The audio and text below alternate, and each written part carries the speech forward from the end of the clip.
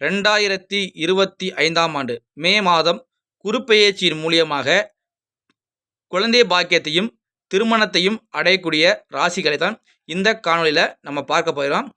இந்த இப்போது இருக்கக்கூடிய குரு பகவான் ரிஷபத்தில் இருந்து மிதுனத்திற்கு மே மாதம் இறுதியில் செல்கிறார். அவர் மிதுனத்தில் இருந்து அவர் 5ஆம் பார்வையாக அவருடைய 5ஆம் திரிகோண பார்வை 5ஆம் பார்வையாக துலாத்தையும், அவருடைய 7ஆம் பார்வையாக அவருடைய வீடாக தனுசையும், அவருடைய இன்னொரு திருகோண பார்வையாக கும்பத்தையும் பார்க்க போகிறார். இந்த 3 ராசிகளுக்குமே குரு பார்வை மூலியமாக மிக நல்ல பலன்கள் நடக்கும்.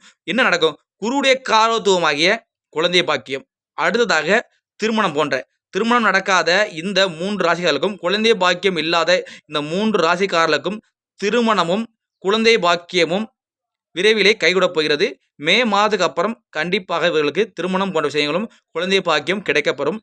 நன்றி, வணக்கம், வாழ்க வளமுடன். திருக்குறிப்பு தந்தன் ஜோதிட நிலையம், காரைக்குடி, கோட்டையூர் ஜோதிடர் அழகு சண்முகம். நன்றி, வணக்கம்.